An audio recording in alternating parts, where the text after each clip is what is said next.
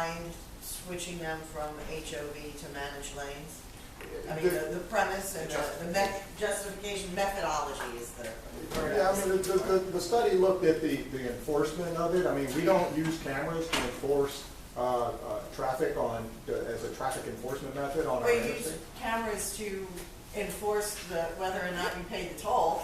I mean, in so many places, we don't even have people in the toll booths anymore, so we do use cameras as enforcement on our roadways, because if you have a sun pass and it's not properly placed on your window and it's not properly working, or you don't have one to start with and you get in the toll lane, it's certainly enforced.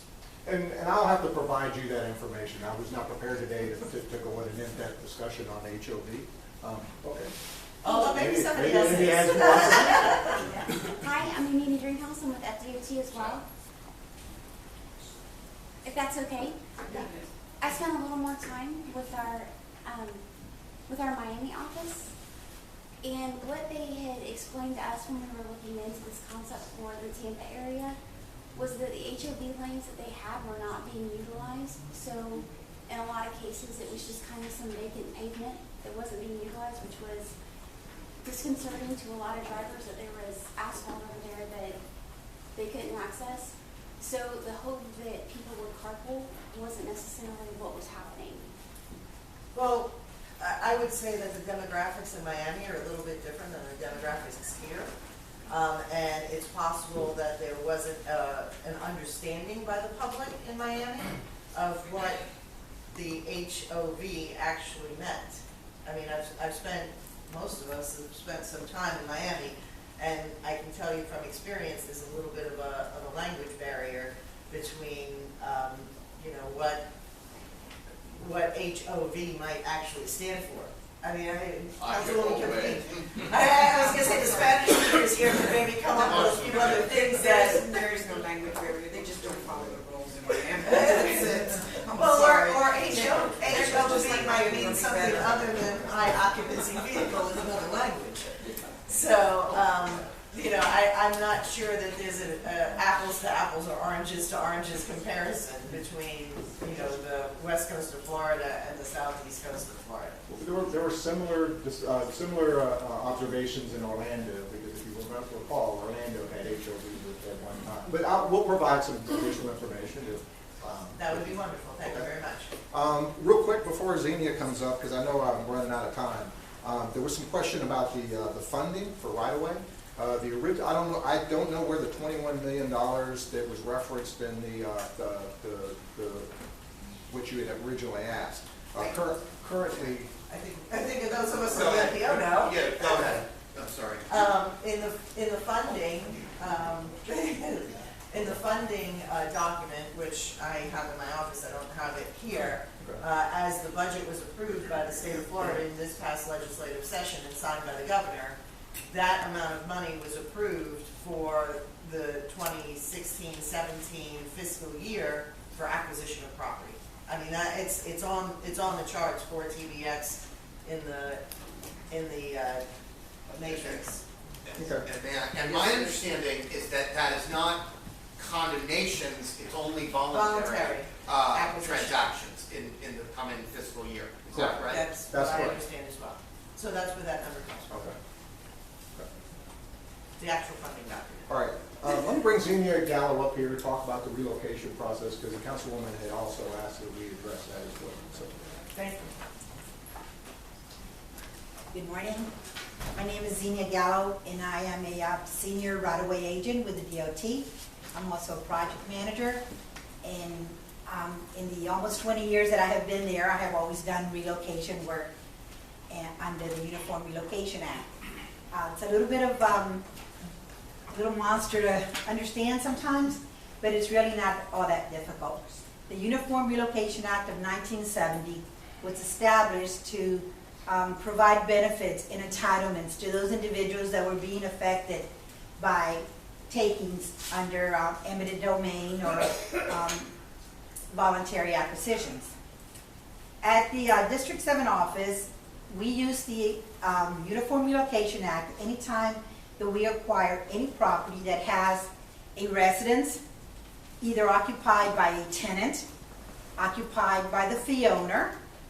Anytime we obtain commercial property that may have a business, that may be a tenant business or an owner-owned business, or in the cases where someone has personal property that only needs to be moved from a slight place. Let's say that we buy just a little front strip taking, but there's something along the front and it needs to be moved. Well, we compensate the owner of that property to move that. And that's called a personal property move only. And we brought brochures to kind of explain that a little bit. But I want to give you a little bit of information with not only the rules itself, which are entitlements. They are not an adversarial where I can negotiate anything. They're set by federal law. By saying that, it puts me in a situation where I am an advisory service provider to the person being affected. I must, under the law, make sure that they receive all of the benefits that they are entitled to. I can't pick and choose, and I can't provide any less than what they're entitled to. So it's really quite unique because it puts us in a face-to-face, one-on-one situation with the fee owner or the tenants in explaining the program and providing the benefits to them. I'm going to explain that along the area of the TBX, we have identified properties that are residential, owned and occupied by the fee owner, residential, owned by a business or a personal individual owner, and occupied by a tenant. And the same thing with business property. So they would fall under all of the categories that are covered under the Uniform Act. Recently, I have had experience with a large project in the area that is in the city of Tampa, which is the Tampa Presbyterian Village. During that project, we encountered a lot of different situations. And although we did have some hurdles to overcome, I think that the success of the project largely speaks for the benefits that were obtained by the property owners. When we go to acquire property, first of all, the DOT must do the title search. Then we go through the appraisal process where we appraise the property based on comparable sales in the area. Once that comes and that appraisal is reviewed, an acquisition agent formulates an offer, a first offer, to the property owner that is submitted based on the appraisal for the full amount of the appraisal. There is some negotiation room. That's a little bit different than relocation because the acquisition agent can negotiate. We can try to justify what the owner feels that their property is worth and what our appraiser says it is. Unfortunately, appraisal is somewhat not a science. All of us here could go out and appraise a piece of property and maybe come up with different values. So we understand the owner's perspective. And we understand that their value may be within reason correct, just like our appraiser was. So once that negotiation goes into place, simultaneously the relocation agent, myself, or another agent within the DOT makes a tremendous amount of personal contact with the person being affected. Why? Because we must establish all of their needs. We look at things that you might not even consider, such as, do they use a bus regularly? Do they need to be in a particular bus route? Maybe I have a Jewish family that needs to walk to the synagogue on Saturday. How far away are they going to be able to move from where they currently are? We look at things as medical needs. One of the apartments where I recently moved a family, the young boy that lived in the apartment had a severe allergy condition. And the apartment that they chose to move to had carpet. And we had to go in, DOT paid for all of the carpet to be removed and for new vinyl tile to be installed.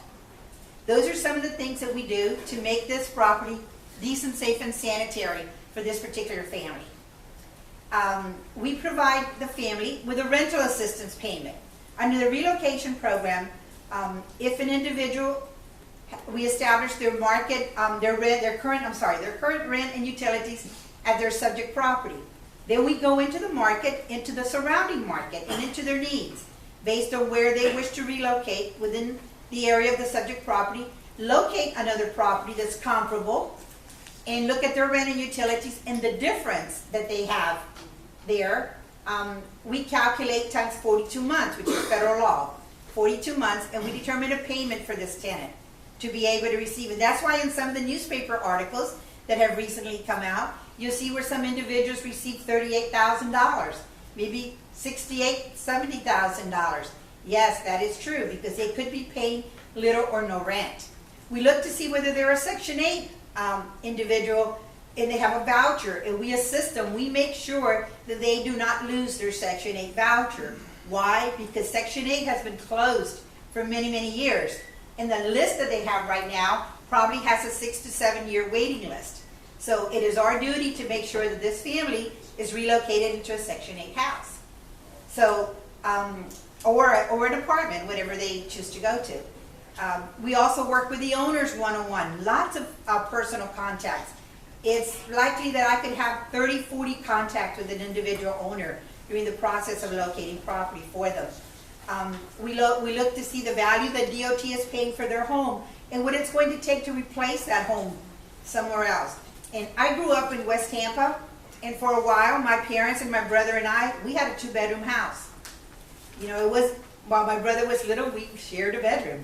Well, under decent, safe, and sanitary standards, we have to look to see what the ages are. Once, you know, they're not little toddlers anymore, they do not share a bedroom. So even though this owner might have had their son and daughter in a bedroom, when I go look at comparable property, I have to look for a 3-bedroom house to make sure. So we may have to up what we have to pay this person under a purchase additive.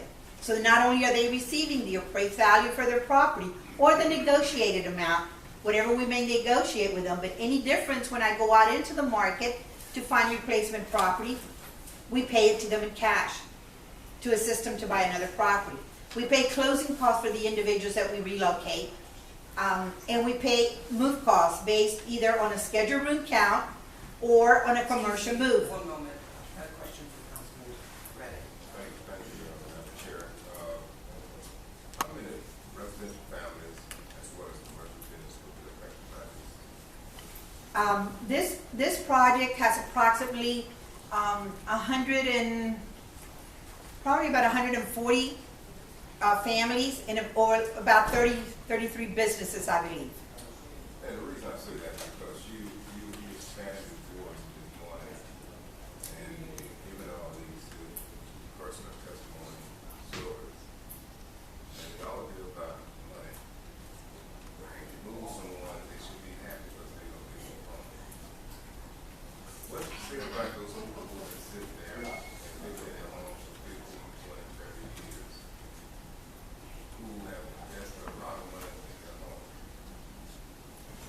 and all of a sudden they can be moved, leave by the domain of 4th house because you don't put a total on it? Would you have any passion? Do I have the passion? For those people, because I grew up where in Stanford, they brought an interstate through my neighborhood, and it was not nice. And here I see what is happening now. You relocate people, and you talk about people that Presbyterian, poor, low income people. And even though you can go put some tile on the floor and remove some carpet, what do you think about the psychological effect on these families? No one is talking about these elements. So I don't want to hear about all of this money talk, because that is something more important than just the money talk. If you got relatives might stay 3 blocks away, they move into that neighborhood to be close to their family. Now you got one segment of that family going to be displaced. Then you don't have that divided. You have a divided family instead of a family that are close to there because they want to stay close to each other. I don't know if DOT is thinking about all of these things, but to stand here and put so much emphasis on they gonna get money. Somebody might get $38,000. Somebody might get this. Somebody might get that. That's not important. What's important is that you're dividing families. What's important is taking away businesses that have been established in those communities over years. And you take that away. And I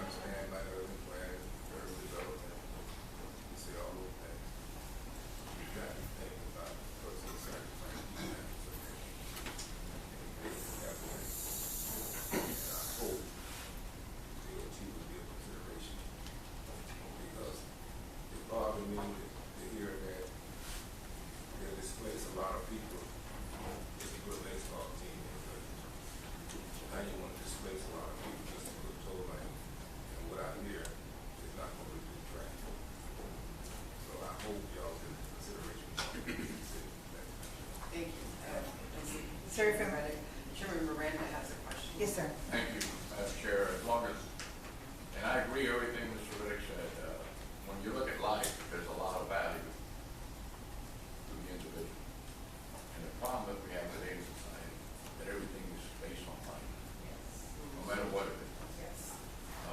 If I don't get this, I'm moving my team to another city. We'll get the hell out of here.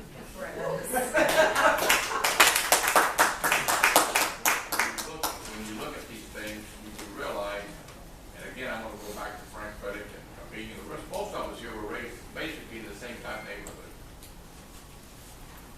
You know, I used to ride bus 3 and this is no reflection of you personally. It was No, because we're neighbors. believe me when I say that. And I know you've been there 20 years.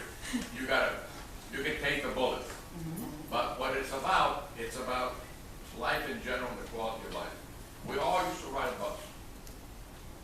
Then in the 50s, the streetcars disappeared because General Motors says, the buses were the thing. So then the buses started disappearing. And then the interstates went through and destroyed all of the inner cities, center and a half, the Hispanic, a lot of Anglos, the blacks, all of us. What the hell happened here? Well, it started with a 2-lane, and nobody used it for a little while. In fact, I remember the newspaper says, look at what we built and nobody uses it. Then it went to 3 lanes. Now, just recently, it's 4 lanes. And as soon as they build it, they become antiquated.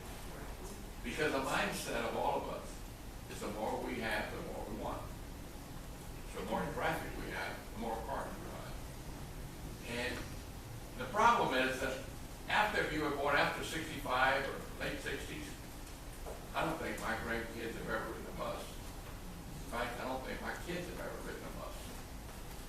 And I hope that I'm wrong, but I don't think I am. In fact, I don't think I've ridden a bus in 30 years.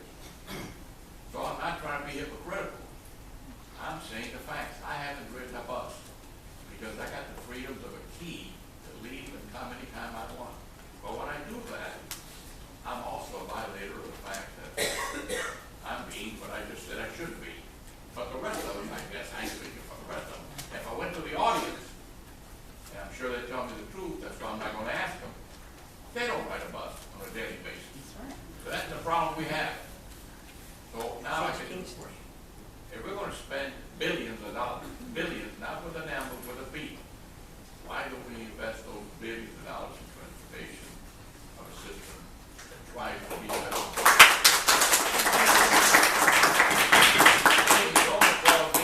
I don't take anything. I appreciate it, but we can't do that. I'm used to booze, not applause. What I'm trying to say is that the whole system is kind of screwed up. I agree with you.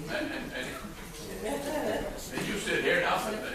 No, if I may answer a couple of the questions that were brought up, and let's be fair, we always get that DOT is doing the wrong thing to the citizen. I was trying to tell you how many benefits there are to the citizens that unfortunately we affect. But we have to look at the whole picture. I was raised started out on LaSalle, used to ride my bicycle on 275. I used to ride from Himes Avenue to the Hillsborough River when the interstate was being built. I grew up on Leroy and Havana. So like I said, we're neighbors.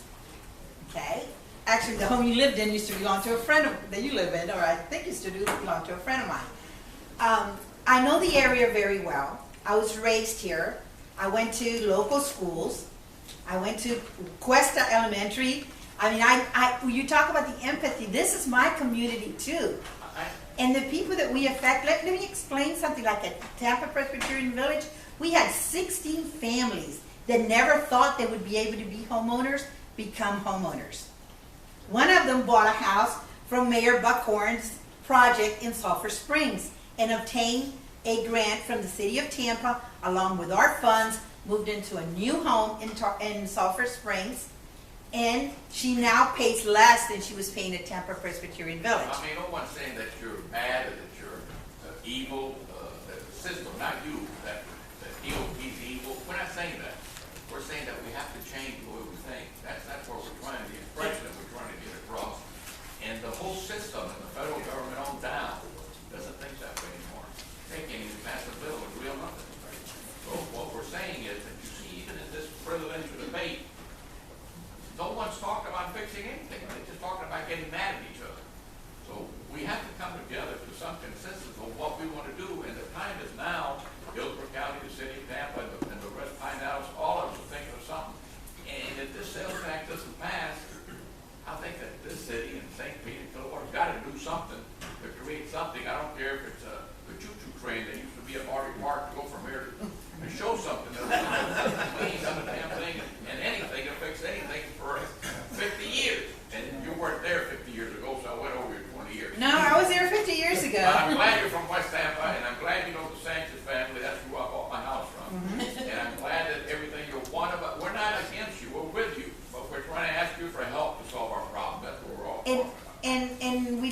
that as much as we can. But all of us use the local roads. I believe someone was late this morning or couldn't get here because of traffic. It's misinformation, I'm Oh. sorry, I got Okay, misinformation. well- But it does happen. It does happen. We all are in traffic. I was in traffic yesterday on Hillsborough Avenue. It was horrible in both directions. I thought there was an accident. There was no accident. That was regular daily traffic. And we encounter that. And you know what? If we do nothing, nothing is going to get, it's not going to get better.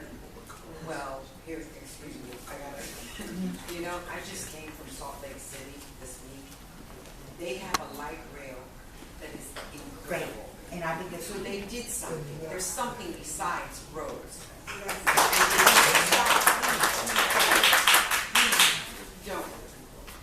You know, and as Councilman Miranda and the rest of us, I rode the bus till I was about 11 years old. From the time I was about 7 to 11, and then we had moved from Ybor to West Tampa on bi-coastal, both sides of the river. So when I saw this, Salt Lake City is a city of about 150,000 people. They have a light rail from the center of the city to the airport. They have light rail that goes all the way almost to Provo. It's an amazing accomplishment. And I look at it, and they have an expressway. I mean, and the area is about 1,000,001, the whole county. So there are solutions, and that's what people are trying to look at is what else can we do? If we keep doing the roads and we don't pay attention to the rest of the code, public transportation is very, very important. So I understand what my colleagues are saying, and I just wanted to mention that. So thank you, Ms. Montezuma. Thank you. So, Ms. Gallo, you've talked a lot about the success stories and, you know, how much FDOT does for relocating families. And those are all good. I mean, I know that there are some families who are benefited by getting out of the situation they're in now, like you said, we went from renters to homeowners, through a variety of programs to help them achieve that goal. But that's out of 140 families. We don't know what the percentage of people are that are happy to be relocated, or the ones that, you know, have, as Councilman Miranda has said and Councilman Reddick has said, who prefer to be around their family and friends who they may never, you know, not never see, but it would be more difficult to see because now they're in Sulphur Springs instead of, you know, in the inner core of the city where they have been living for so many years. But I mean, I want to bring this back to what we're talking about, and maybe stop talking about the periphery of anecdotal stories.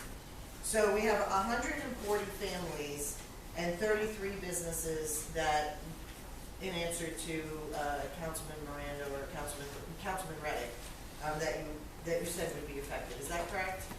Yes, I don't have all of the numbers exactly with me because some of the properties we have already acquired, and just because on our regular advanced acquisition process, people come to us and say, you know, we'd like to sell our property, and if it's under our study where we can purchase it, we try to come to an agreement with them. None of them have been under eminent domain. They've all been voluntary acquisitions. So on this map that I have, and it's color-coded for parcels to be acquired and parcels already purchased by FDOT, there are many more, and this map is dated September 2015, so it's not the older map, it's a fairly updated map. I don't know if it's the most recent, but close enough. And there are many more parcels on this map to be acquired.